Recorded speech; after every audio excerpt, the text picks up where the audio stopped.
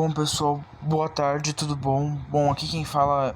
Bom, o que eu quero dizer com esse vídeo, tá? O que eu quero mostrar com esse vídeo é a maneira como grande parte da mídia, bom, quer dizer, grande parte não só de como a mídia age, mas também como que realmente as coisas são. Bom, o que eu quero dizer com esse vídeo, o que eu quero apresentar nesse vídeo, o que eu vou apresentar nesse vídeo, não é tentar desconstruir a figura de um biólogo. Pelo contrário, eu respeito muito o Richard Rasmussen. Eu realmente me sinto até muito prestigiado de uma das primeiras percepções que eu tive, uma das primeiras experiências com o mundo da biologia ter sido realmente originária dos programas do Richard Rasmussen, nos programas que ele apresentava no SBT durante os anos 2010. No entanto, a figura do Richard, ela já vem sendo apresentada, ela já é apresentada justamente porque é base de uma construção. Por exemplo, há muito pouco tempo, praticamente, sei lá, uns 2 anos atrás, o Richard ele acabou se envolvendo numa polêmica, e essa polêmica ela aconteceu justamente por causa a respeito do Boto. Mas o que aconteceu a respeito de? Mas o que aconteceu a respeito disso? Bom, o que acontece é que o Richard Rasmussen ele foi acusado de ter patrocinado um documentário e ter entregado um documentário onde mostra claramente um boto sendo esfolado vivo, tá? E com o consentimento dele a respeito disso. Talvez vocês não saibam, mas deu uma grande polêmica na época, tá? Se eu não me engano foi até em 2016, naqueles programas que veio a público a respeito disso, um documentário sobre um boto, tá? Enfim, é um documentário que chamou muita atenção, chamou muita atenção na época, além do fato, dele já ter sido e ser conhecido do IBAMA. E hoje eu trago aqui para vocês esse emblema a respeito não só do Richard Rasmussen, mas da relação que ele tem com o SeaWorld. Tá, a relação que ele tem com o SeaWorld.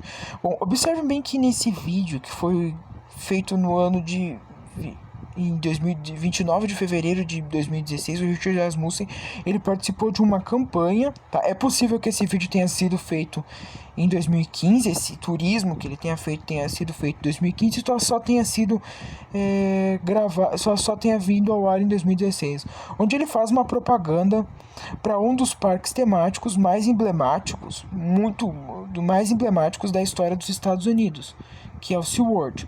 O SeaWorld, tá, ele é um parque temático que ele ficou conhecido, principalmente no Brasil, ele não era tão conhecido e tão chamativo quanto os parques dos Estados Unidos, como a Disney, justamente após a polêmica que se deu em 2013, após a ascensão do documentário Blackfish.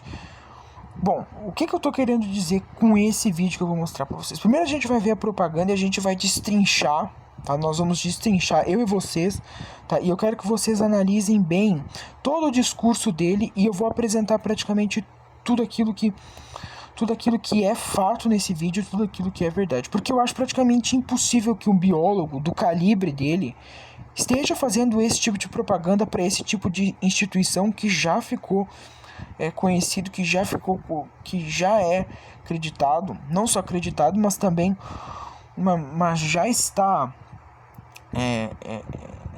não no imaginário popular, mas já está provado que cometeu maus tratos justamente em relação às orcas. Bom, vamos começar o vídeo.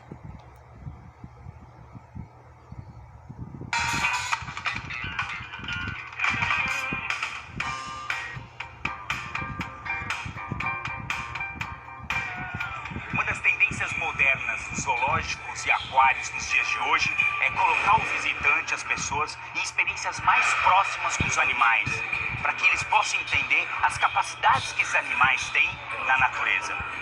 Esse é justamente o recheio de zoológico amigo de hoje. Nós estamos no SeaWorld e a gente veio ver como é que as orcas e golfinhos são treinados aqui. Eu vou abrir a caixa de Pandora. Muita gente tem curiosidade sobre como os mamíferos aquáticos, como orcas e golfinhos do SeaWorld, são treinados e cuidados cuidados para poder apresentar a performance aquática mais conhecida do planeta. Para falar a verdade, eu também. Algumas pessoas têm críticas a esse respeito. Como eu conheço a qualidade dos profissionais e pesquisadores que aqui trabalham, eu vou abrir a caixa de Pandora e vamos ver como... Bom, a primeira coisa que a gente tem que entender é que não é uma coisa comum, tá? Primeiramente, após Blackfish, após o ano de 2013, tá? Que qualquer biólogo conhecido, não só no Brasil, mas também nos Estados Unidos, faça esse tipo de propaganda para esse tipo de parque. Por que eu falo isso para vocês? Porque após a ascensão do documentário que foi lançado em 2013 pela Gabriela Copperthwaite, que é uma cineasta que já vinha trabalhando desde 2010, desde a morte da Dawn Brown Show, que foi uma treinadora que foi morta em fevereiro de 2010 pelo próprio Tilly Kuhn. Boa parte dos biólogos creditados, tá, que conhecem o SeaWorld nos Estados Unidos e até mesmo fora do mundo, reconhecem que o fato de se manterem orcas em cativeiro é considerado maus tratos. Tá? Por que eu falo isso? Porque toda essa história de orcas em cativeiro, toda essa história que começou com o SeaWorld, começou justamente no ano de 1969. Mas por que no ano de 1969? Porque lá durante a década de 60, praticamente durante a década de 50, houve uma grande demanda, tá, após a década de 50, justamente pela coleção de golfinhos em cativeiro. E por que será que isso aconteceu? Isso aconteceu por dois motivos, tá? Isso aconteceu por dois motivos. Um é que era praticamente incomum que os zoológicos da época, que os oceanários, como eles chamam, mantivessem golfinhos em cativeiro. E dois, pela ascensão do documentário Flipper. Mas o que foi o documentário Flipper? Bom, eu vou explicar para vocês rapidamente o que foi. Foi um documentário a respeito da vida de um golfinho, tá? Que nesse documentário o golfinho ele acaba desenvolvendo muitas amizades, com muita aproximação junto com um menino de uma praia costeira, e obviamente isso chamou muita publicidade. Essa publicidade fez com que o documentário crescesse e fosse praticamente um sucesso nos Estados Unidos. E logo, né, durante todo o restante da década de 60, desse documentário começou uma busca desenfreada pelos mares, justamente não só nas Bahamas, mas nas águas americanas, justamente para tentar capturar esse tipo de animal para que fosse exposto em oceanários. Os golfinhos, a maioria dos golfinhos são dóceis e são facilmente treináveis. Então, praticamente não era muito difícil subjugar o animal, tá, para que ele fizesse os truques apresentados. Os truques que os dirigentes do parque, né, os detentores dos animais, falavam. Mas como começou essa questão das orcas? O que aconteceu para chegar no ponto das orcas? Bom, a primeira orca que foi capturada, a Shamu, que é o codinome que eles usam, que é o pseudônimo que eles usam para todas as orcas do parque, ela foi capturada no ano de 1969, tá? Precisamente pelo próprio SeaWorld. Tá? Ela foi capturada porque o SeaWorld ele nasceu no ano de 1954 ou 54, tá? E nasceu justamente para entretenimento. A primeira orca ela foi capturada no mar em San Diego e foi levada para o SeaWorld de San Diego. Ela morreu 6 anos depois, tá? Tá? Devido de problemas, bom, ela morreu bem jovem, né? Porque ela era uma orca jovem quando ela foi capturada, já que eles costumam capturar orcas extremamente juvenis, justamente para não terem problemas no cambiamento, né?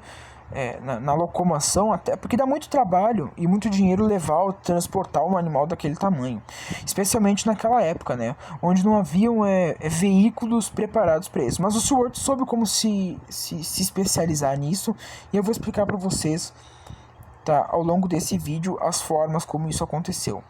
É muito importante prestar bastante atenção nisso, e justamente no que ele vai falar agora. Esses incríveis mamíferos vivem e são ensinados... Presta bem atenção nessa imagem, porque essa orca que está aparecendo aqui agora é uma orca chamada Kayla.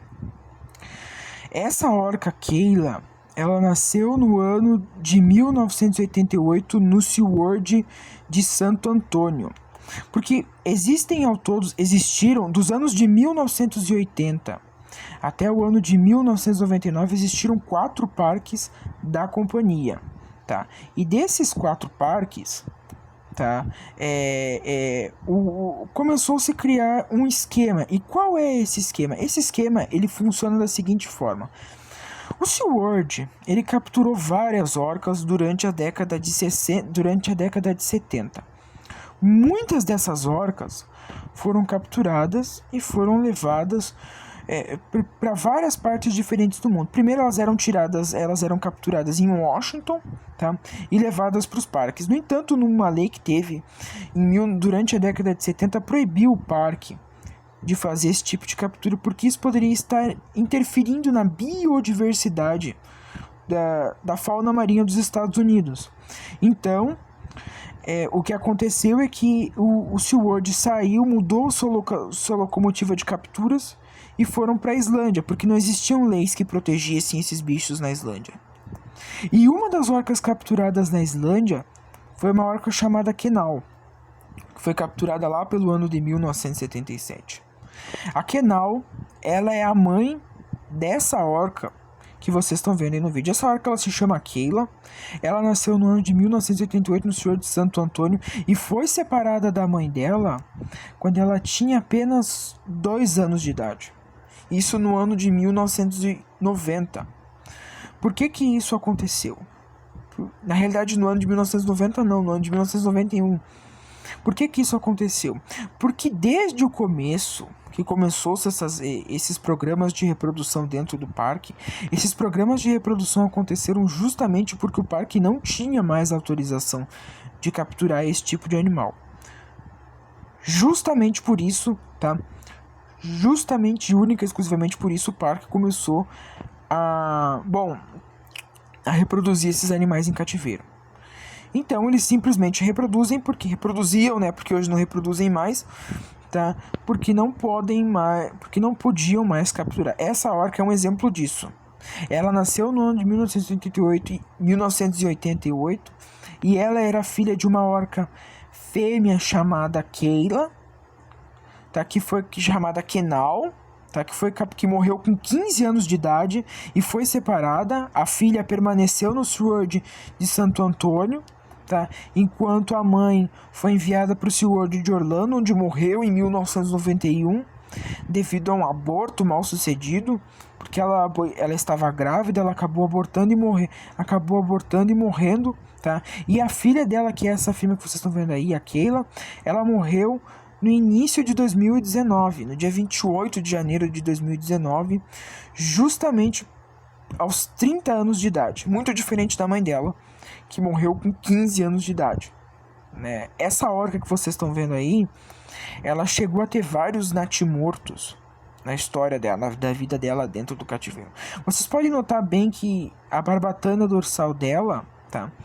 Que já tá bem, simplesmente porque já tá bem decaída, arrefeceu, como tá quase arrefecendo, justamente porque a gravidade vem puxando, né? Vem puxando, o que é algo que não é comum, além do fato de que eu vou mostrar no vídeo, tá, também, que essa orca aí tinha os dentes todos quebrados, né? Não só por ela ter ruído praticamente todas as grades e as paredes do tanque. Isso é algo muito comum, especialmente para um animal desses. Vamos seguir o vídeo. Para poder apresentar-se. Nós vamos entender um pouco melhor hoje como é que esse grupo de mulheres ensina um bicho que pode chegar a 5 toneladas. Como é que elas fazem isso? Kelly tem... Eu quero que vocês prestem bem atenção no rosto dessa mulher. Essa mulher aí que vocês estão vendo no vídeo, ela é praticamente uma pessoa que trabalha no SeaWorld desde o início da década de 90. O nome dela é Kelly Flaherty Clark. Guarde bem esse nome, Kelly Flaherty Clark. Por que eu falo isso pra vocês? Porque como ela trabalha lá desde o início da década de 90, ela sabe muito bem quais são as normas e as diretrizes que o parque adotou durante toda a década de 90 até o início da década de, até o final, início da década de 2010, né? Onde boa parte das barbaridades que o parque cometia, das atrocidades que o parque cometia, acabaram sendo expostas e o público acabou sabendo. Como eu já disse anteriormente, se você assistiu o documentário Blackfish, eu não assisti, eu recomendo que você assista. A Kelly, ela é a treinadora-chefe do SeaWorld e ela inclusive foi colega dos treinadores que aparecem em Blackfish, do John Ditt, da Samantha Berg, do Jeffrey Ventre, tá? Do John Hammond, ou seja, de todas aquelas pessoas que apareceram em Blackfish. E a Kelly, ela sabia muito bem quando ela foi trabalhar lá, porque quando ela trabalhava lá, em 1992, ela presenciou a chegada da infame orca que havia matado a treinadora, tá? Que é a orca Chili Kun, como era conhecido. O Chili Kun, ele nasceu no ano de 1980, né? Em outubro de 1980 e morreu em 6 de janeiro de 2017. Ou seja, um animal que passou boa parte da vida. Ele foi capturado em 1983, foi levado para um parque marinho em 1984 no Canadá, que era conhecido como Sealand, tá? E lá ele sofreu muitos maus tratos às mãos das pessoas, tá? Isso acontece justamente porque o próprio parque, que era o Sealand no caso, tá, costumava tentar subjugar os animais através da força, né? Ou seja, o próprio Chili Kun, ele foi muito privado de alimento, tá, quando ele chegou lá, justamente para estabelecer uma relação entre ele junto com as duas outras orcas que existiam dentro do parque. Ou seja, que eram duas outras orcas fêmeas, por sinal, tá? O que funcionava da seguinte forma: quando o Chili Kun, ele não fazia um bom trabalho, tá? Não só ele não recebia o alimento, mas todas as duas outras orcas dominantes também não recebiam. Isso frustrava muito os dois animais maiores, que já eram totalmente estáveis. E eles reagiam de uma forma agressiva. Atacavam o Chili Kun com os dentes. Tá? Esse é um comportamento não muito natural nesse tipo de animal, especialmente em cetáceos, né? Mas essa brutalidade, ela é comum para animais que vivem em cativeiro. E a Kelly, em nenhum momento, ela fala a respeito disso no vídeo, tá? Quando o Chili Kun, ele foi a primeira vez, por exemplo, e é óbvio, como eu falava, em nenhum momento, até mesmo numa entrevista que ela deu para Eliana, que foi em 2012, que eles falam que todas as mazelas que o Chili Kun carregou da viagem dele do Sealand, onde ele morou de 1984 a 1991, tá? Desde quando ele chegou no SeaWorld em janeiro de 1992, são por parte do Sealand. No entanto, tudo aquilo que nós vimos em Blackfish demonstra justamente que não é só isso, tá? O SeaWorld também privou esse animal de tudo aquilo que lhe era natural.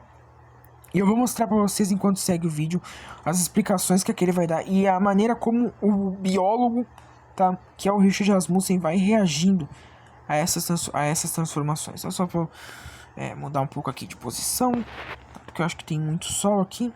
Não, já é final da tarde até. Enfim, tá, tem muito sol, tem muita luz, tá? Enfim, eu vou tentar tirar aqui, só porque, desculpa. Enfim, é isso que eu tô querendo falar pra vocês, tá? Prestem bem atenção nisso agora. Prestem bem atenção nisso que eu vou mostrar agora. 30 anos de SeaWorld. Ela é a cabeça de todo o treinamento animal dentro dos parques do grupo. E eu, quando vim aqui, quando a gente olha um show e vê os animais fazendo essas performances, muita gente vai falar assim: ah, mas isso parece uma performance de um circo. Muita gente se questiona isso: ah, mas isso é um show. O que essas orcas fazem aqui é o que as orcas... Prestem bem atenção nisso. Orcas fazem na natureza. Não, isso é uma coisa que... Essas piruetas aí que vocês estão vendo, tá? Que vocês estão vendo aí 3 baleias fazendo isso aí, não é uma coisa comum. Isso nunca aconteceu na natureza. Isso nunca aconteceu em lugar nenhum do mundo. E isso não é uma coisa comum se acontecer com animais selvagens. Por quê? Porque esses comportamentos aí são comportamentos abstratos. O que são comportamentos abstratos? São comportamentos que nenhum ser vivo pode reproduzir no seu estado natural. Por exemplo, quando você vê aqueles elefantes naqueles circos reproduzindo aquelas piruetas e dando aquelas piruetas, tá? Por exemplo, se ajoelhando, sendo completamente subjugados, aquilo não é uma coisa normal. Essas orcas aí que você tá vendo no vídeo, todas essas aí que você tá vendo, tá? Que são 3, dá pra contar bem, tá? Dá pra contar bem. Essas 2 aí da frente, aquela que tá pulando ali, aquela que tá pulando mais ali e aquela que tá ali recebendo comida, tá? Que tá recebendo comida lá, tá? São orcas que de fato nasceram em cativeiro, mas todas têm uma história trágica e eu vou falar sobre isso mais adiante, tá? Que a linha básica do treinamento, a coisa mais importante é o relacionamento entre os treinadores e as orcas, enquanto indivíduos. Cada um desses treinadores trabalha há anos com essas orcas. Ela me disse que durante o processo de treinamento, os treinadores usam extensores das mãos como metas e vão realizando sucessivas aproximações. Quando elas fazem algo correto, apitam para dizer muito bem.